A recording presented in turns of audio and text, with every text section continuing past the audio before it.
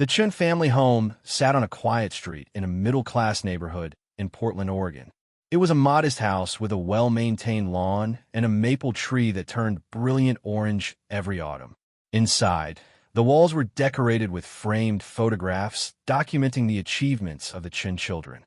There were photos of Sarah at her piano recitals, Sarah receiving academic awards, Sarah at her high school graduation with a sash full of honors draped across her chest.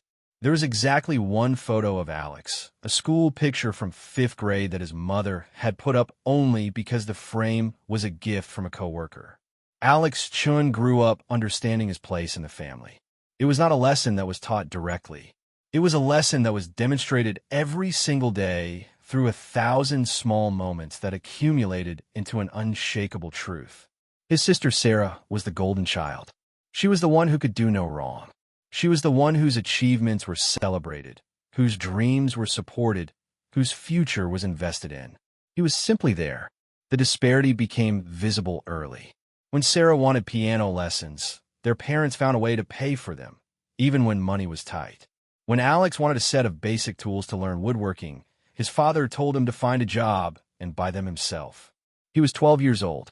When Sarah got a car for her 16th birthday, it was a used Honda Civic in good condition, and their parents made a big production of presenting it with a red ribbon. When Alex turned 16, he was told that if he wanted a car, he could save up and buy one himself. He spent the next year working weekends at a grocery store bagging groceries for minimum wage. At 17, he bought a beat-up 10-year-old Ford Focus with a cracked windshield and a check engine light that never turned off. Sarah went to a private university on the East Coast. Her tuition was paid in full by their parents, who took out a second mortgage on the house to afford it. They told everyone who would listen about their brilliant daughter studying pre-law at a prestigious institution. They posted about it on social media.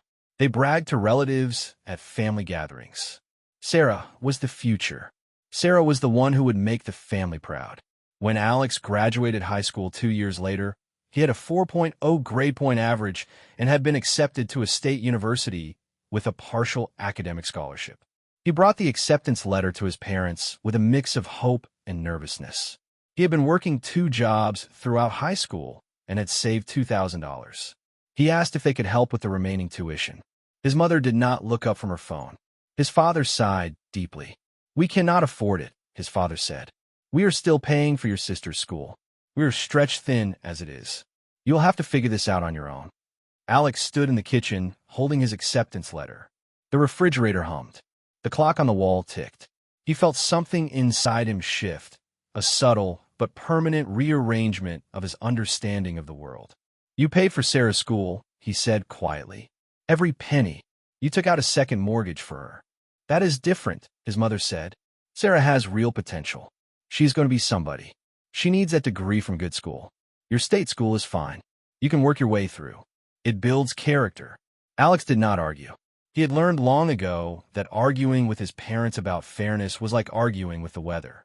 It changed nothing. He moved out of the house the week after graduation. He packed everything he owned into his broken Ford Focus. There was not much. A duffel bag of clothes, a box of books, a laptop he had bought with money from his grocery store job. His grandmother had given him a set of bed sheets as a graduation gift, and those went into the trunk too. His mother stood at the front door and watched him load the car. She did not offer to help. "You should call us when you get settled," she said. "And do not forget to come for Thanksgiving. Your grandfather will want to see you." Alex nodded. He did not say what he was thinking, which was that he had not been invited to Thanksgiving the previous year because Sarah had brought her new boyfriend and there was not enough room at the table. He drove away from the Chen family home and did not look back. The first year of college was brutal. Alex lived in a shared apartment with 3 other students, sleeping on a mattress on the floor because he could not afford a bed frame. He worked 2 jobs, one at a campus library and another at a fast food restaurant near campus. He woke at 5 in the morning to study before his first class and did not finish his second job until 11 at night. He subsisted on instant noodles and peanut butter sandwiches. He lost 15 pounds that year from the stress and the poor diet, but he also discovered something about himself. He was good at computer science. He had always been good with computers, teaching himself to code in middle school because he could not afford video games and needed something to do with his time. Now he found that the abstract logic of programming came naturally to him. He excelled in his classes. His professors noticed him. One of them, the Dr. Patterson, took him aside after class one day and asked if he had considered graduate school. Alex laughed. He could barely afford undergraduate tuition. Graduate school was a fantasy from another universe.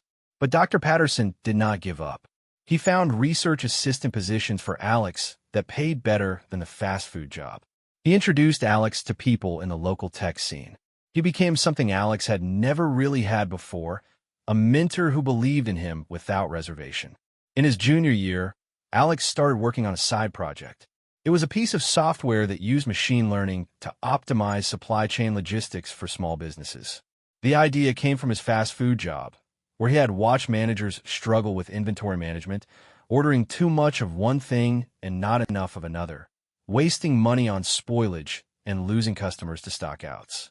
He thought he could build something better. He coded the first version in his dorm room over winter break, drinking cheap coffee and working through the night. By the time the spring semester started, he had a working prototype.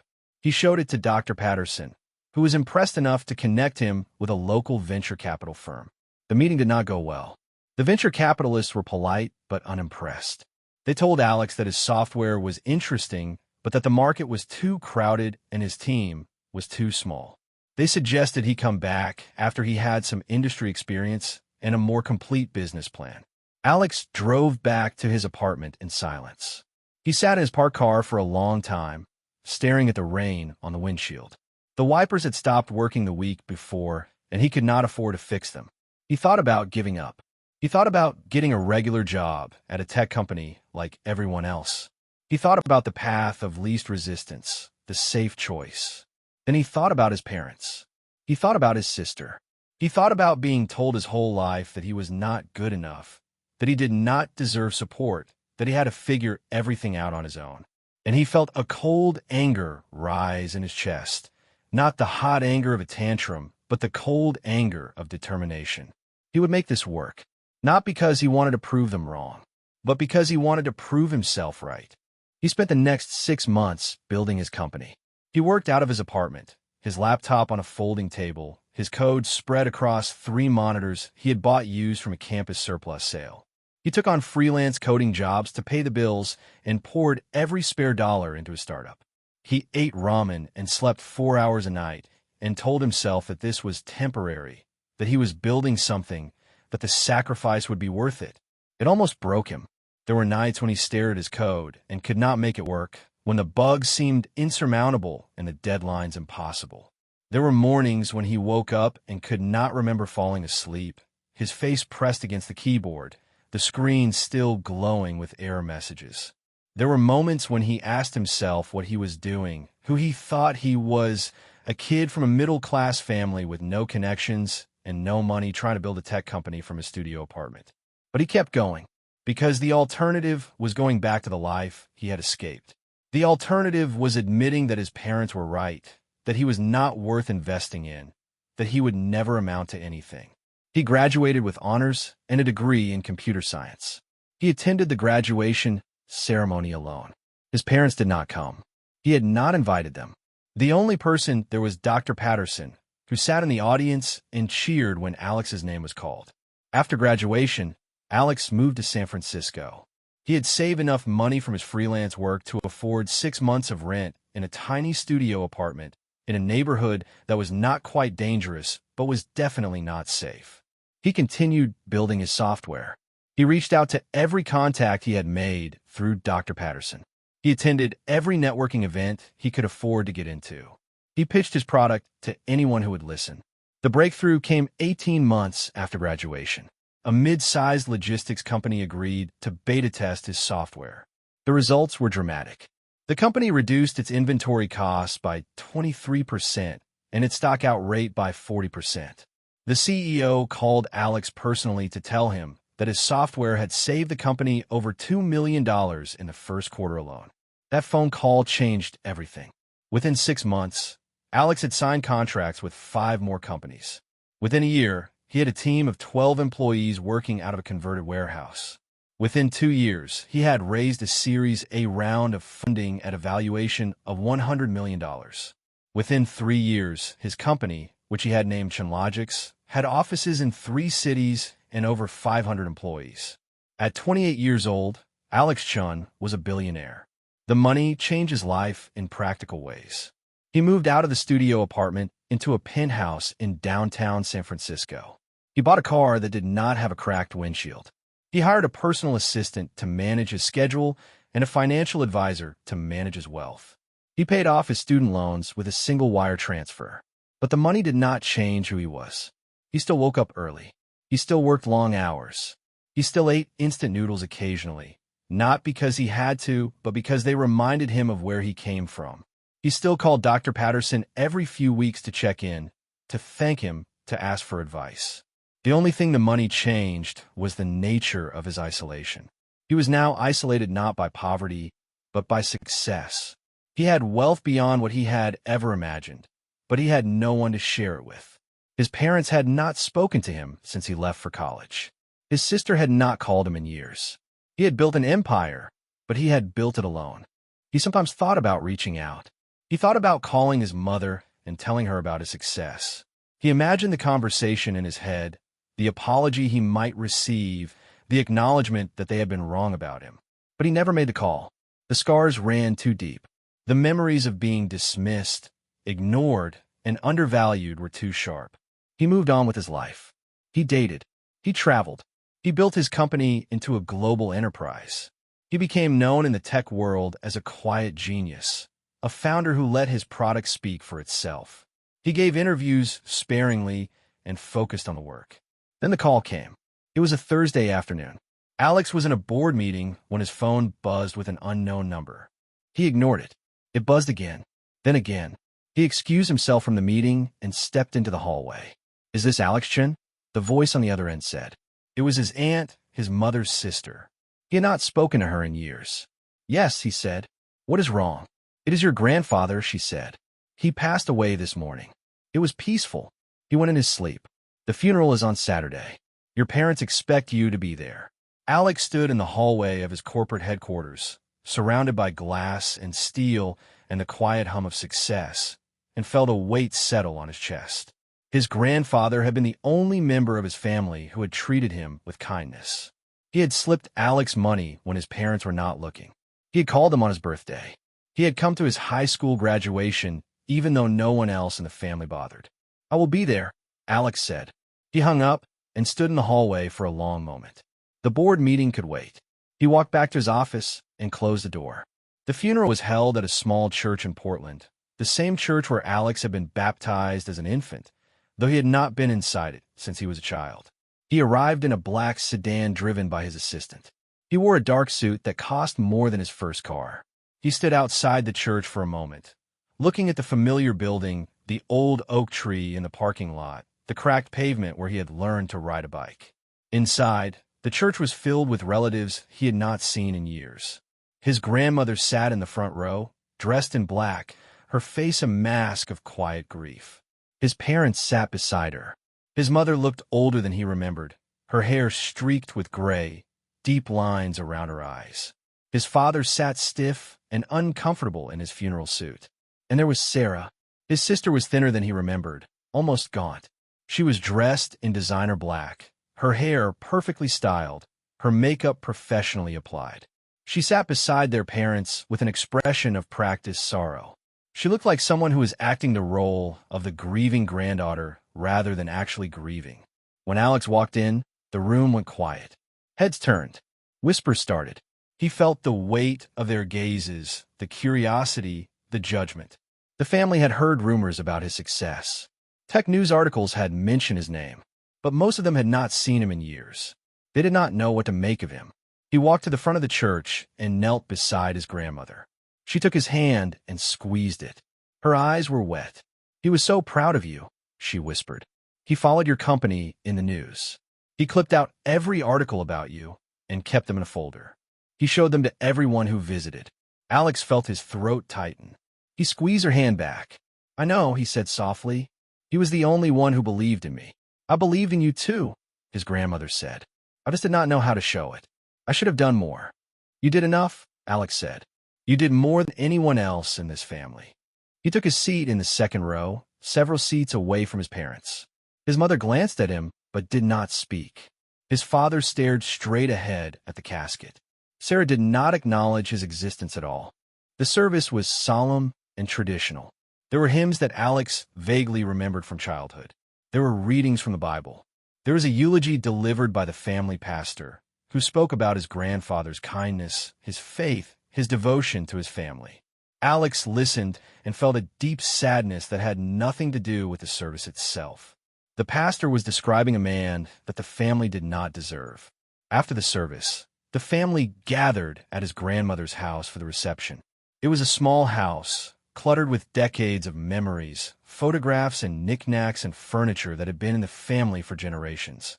Alex stood in the living room with a cup of coffee and watched his relatives circulate and gossip. He saw his mother speaking with a group of aunts, her voice carrying across the room. "It is so sad," his mother was saying. "He was such a good man. He raised 3 children. He worked for 40 years at the same company. He never complained about anything. And look at how successful his grandchildren have become," one of the aunts said, glancing at Sarah. "Sarah is a lawyer now, is that right?" "Yes," Sarah said, smiling modestly. "I work at a firm in Portland. It is not glamorous, but pays the bills." "And Alex," the aunt said, turning to him, "I hear you have done rather well for yourself. Something in technology." Before Alex could answer, his mother spoke up. "He has a small software company. It is nothing special. He is still figuring things out." Alex felt a cold wave pass through him. A small software company. Nothing special. He was worth over $1 billion. His company had over 2,000 employees and offices on 3 continents. His software powered the logistics of some of the largest companies in the world. And his mother had just dismissed it as nothing special, the same way she had dismissed everything he had ever done. Sarah looked at him with a thin smile. She knew exactly what their mother was doing. She had benefited from this same dismissal her entire life, watching Alex be diminished so that she could shine brighter. "Is that right?" Sarah said. "A small software company. Good for you, Alex. It must be nice to have a hobby that keeps you busy." Alex looked at his sister. He looked at his mother. He looked at the aunts who were watching the exchange with obvious curiosity. And he made a decision. "Actually," he said, his voice calm and measured, "my company is called Chen. It is the leading provider of AI-driven supply chain optimization software in North America. We have over 2,000 employees. Our annual revenue exceeds $500 million. I am the sole founder and majority shareholder. My net worth is currently just over $1.2 billion. The room went silent. The aunt stared at him with wide eyes. His mother's face went pale. Sarah's smug smile froze on her face. "That small software company," Alex continued, "was built from nothing. I started it in a studio apartment in San Francisco while working 2 jobs to pay for rent. I did not take a penny from anyone in this family. I did not ask for help because I knew I would not get it. I built it myself with my own hands and my own mind. And I did it despite having a family that told me I would never amount to anything." He set down his coffee cup. "I came here today to honor my grandfather. He was the only person in this family who ever showed me kindness. He believed in me when no one else did, and I wanted to say goodbye to him properly." His grandmother was watching him from across the room. There were tears streaming down her face, but she was smiling. "I am going to leave now," Alex said. "I have said my goodbyes. I did not expect to hear from any of you again." He turned and walked toward the door. "Wait." It was Sarah's voice. She followed him out to the front porch. The evening air was cool and carried the smell of damp earth. "You cannot just leave," Sarah said. "We need to talk." "There is nothing to talk about," Alex said. "There is plenty to talk about," Sarah said. Her voice had changed. The smugness was gone, replaced by something harder and more desperate. "I know about your company. I've been following it. You are worth over $1 billion. "Congratulations," Alex said. "You can read." Sarah's face flushed. "Do not be cruel. I am your sister. We are family, and I need your help." Alex laughed. It was not a joyful sound. "You need my help. You, who got everything you ever wanted from our parents. You, who never had to work for anything. You, who sat there 10 minutes ago and smirked while Mom told everyone I had a small software company. Now you need my help. I am in trouble, Sarah said. The desperation was leaking through now. I lost my job. I made some bad investments. I have debts. A lot of debts. Our parents helped me as much as they could, but they do not have much. They are about to lose the house. They have been keeping it from Grandma, but it is true. The second mortgage they took out for my tuition, it is coming due. They cannot afford the payments. They're going to be evicted. Alex listened. He felt something in his chest, but it was not sympathy. It was a dull, familiar ache that he had carried with him for years. And you wanted to pay for it, he said. It was not a question. Yes, Sarah said. You can afford it.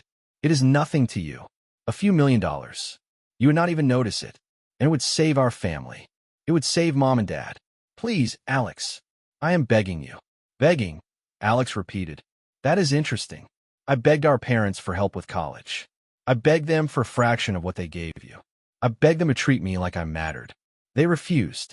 They told me to figure it out on my own. And I did. I figured out everything on my own. And now you want me to bail you out because you could not figure out your own life. It is not just for me, Sarah said.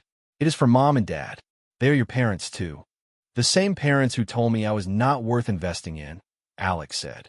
The same parents who chose you over me every single time. The same parents who did not come to my college graduation. Who did not call me on my birthday. Who did not even know what I did for a living until today. Those parents. Sarah was crying now. I know we treated you badly. I know Mom and Dad favored me. I know it was not fair, but they are still your parents. You cannot just abandon them. Alex looked at his sister. He saw her tears. He heard her pleas. And he felt nothing. Not anger. Not satisfaction. Not even pity. He felt nothing. And that emptiness told him everything he needed to know about the state of their relationship. I'm not abandoning anyone, Alex said. I'm simply refusing to set myself on fire to keep you warm. That is what I did my entire childhood. That is what you all expected me to do. Sacrifice myself so that you could have more. I am done with that. He pulled out his phone and opened his banking app. You said your debts are a few $1,000,000. And our parents are about to lose the house. Here is what I'm going to do. I'm going to pay off their mortgage. The house will be theirs, free and clear. It was my childhood home, and despite everything, it has memories that I do not want to see destroyed. I will also set up a trust fund for Grandma that will take care of her for the rest of her life. Sarah's face lit up with desperate relief. Thank you. Thank you, Alex. I promise I will pay you back. I will find a job. I will dash. I'm not done, Alex said. I will do those things for Mom and Dad and Grandma. But I will not give you a single penny. Not $1. You made your choices. You took the easy path, the same path you have always taken, expecting someone else to catch you when you fell. I am not going to be your safety net. You will figure out your own problems the same way I figure out mine. On your own. The relief on Sarah's face curdled into something uglier. You cannot do this. You cannot help them and not help me. That is cruel. That is revenge. No, Alex said. This is not revenge. Revenge would be letting them lose the house and watching you go bankrupt. Revenge would be telling you all to rot. I am helping Mom and Dad because they are my parents and I do not want to see them homeless. I am helping Grandma because she is the only one in this family who ever loved me unconditionally. But I am not helping you because you have never done anything to deserve my help. What do you want from me? Sarah said.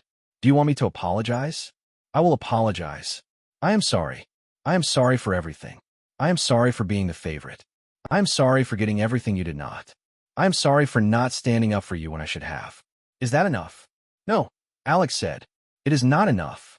Because you are not sorry for what you did. You are sorry that you got caught. You are sorry that you need something from me. If I were still broke and struggling, you would not be out here apologizing. You would still be inside that house, ignoring me the same way you have ignored me for the past 15 years. Sarah had no response to that. She stood on the porch, her tears leaving tracks in her makeup, her expensive dress suddenly looking like a costume she had worn to a party she was not invited to. Alex turned to leave. Then he stopped. One more thing, he said. I have a condition. The house will be paid off. I will transfer the title to Mom and Dad's name. But I want you out of it. You're not going to live there rent-free. You're not going to drain their resources the way you have your entire life. You're going to find your own place and figure out your own life. If I find out that you have moved back in or that they're supporting you financially, I will sell the house and donate the proceeds to charity. I have lawyers who can make this happen. Do you understand? Sarah stared at him with a mixture of shock and hatred. You cannot do that. You cannot control my life like that. I can, Alex said, and I will. Consider it tough love. The kind of love I never got from this family. The kind of love that tells you the truth instead of enabling your failures. He walked down the porch steps and got into his sedan. His assistant was waiting in the driver's seat. He did not look back at his sister, standing frozen in the porch light. As the car pulled away, Alex felt something he had not expected. Not satisfaction, not closure, but a quiet sense of peace. He had done what he came to do. He had honored his grandfather. He had made sure his grandmother would be cared for. He had saved his parents from losing their home. And he had drawn a clear line between what he owed his family and what he did not. The car drove through the streets of Portland, past the familiar landmarks of his childhood, past the grocery store where he had bad groceries, past the high school where he had worked 2 jobs while maintaining a 4.0 grade point average, past the house where he had learned that his family's love was conditional and limited. He did not feel anger anymore. He had carried that anger for so long that he had forgotten what life felt like without it. But now, driving through the city where he had been raised and rejected, he felt the anger begin to dissolve. It was replaced not by forgiveness, but by acceptance. He accepted that his family was what it was. He accepted that he would never get the apology he deserved or the acknowledgement he had earned. He accepted that the only closure he would ever find was the closure he created for himself. 3 weeks later, the mortgage on the Chen family home was paid off. The title was transferred to his parents. A trust fund was set up for his grandmother, enough to pay for her medical care and living expenses for the rest of her life. A letter from his lawyers arrived at his parents' house explaining the terms. The letter made clear that the house was to be occupied only by David and Margaret Chen. No other family members were permitted to reside there. Any violation of this condition would result in the property being sold and the proceeds donated to charity.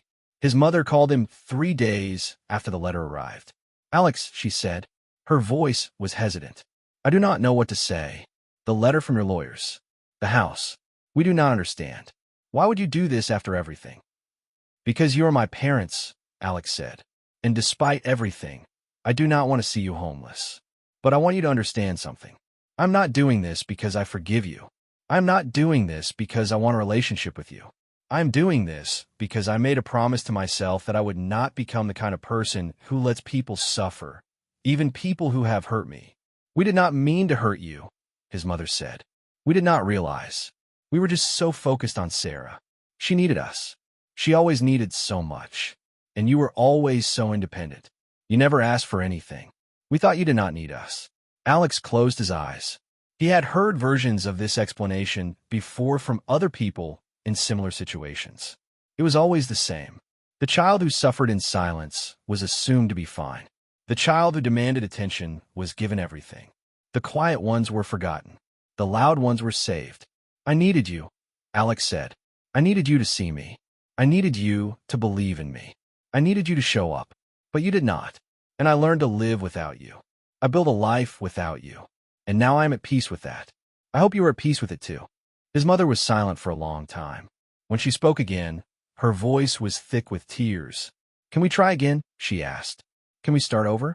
I know we made mistakes. I know we hurt you. But I want to be better. I want to know my son." Alex thought about it.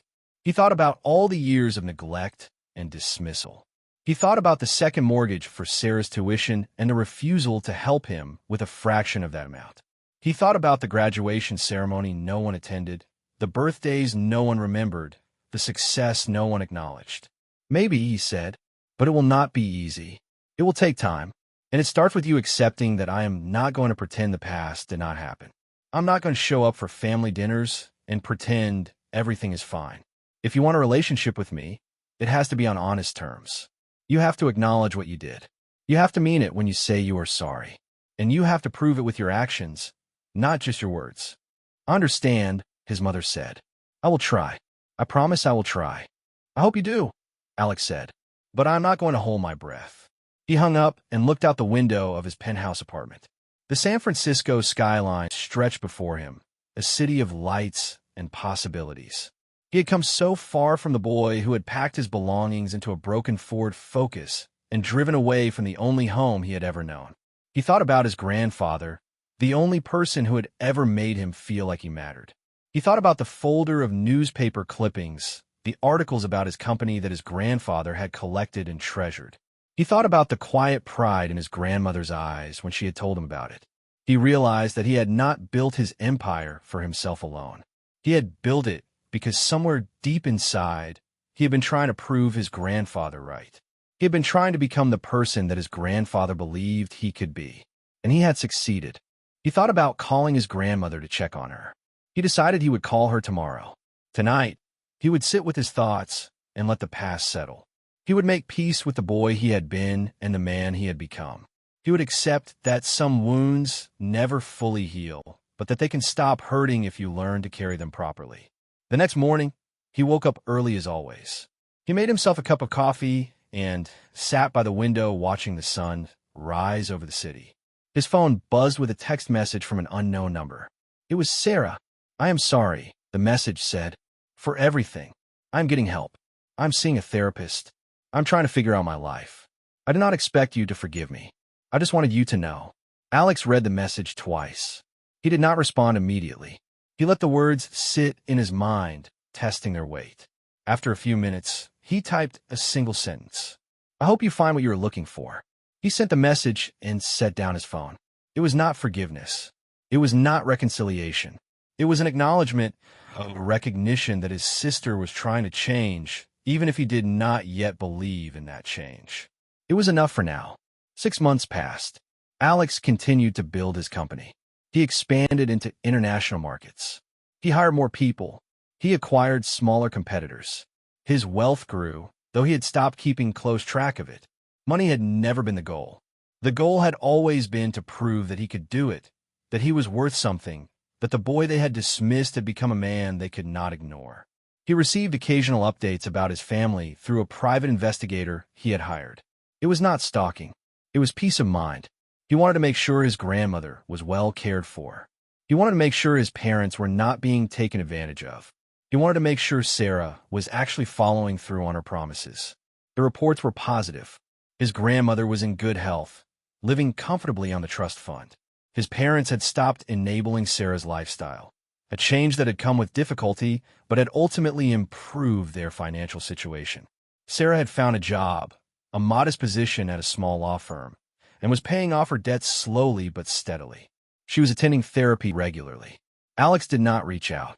He was not ready, but he also did not close the door.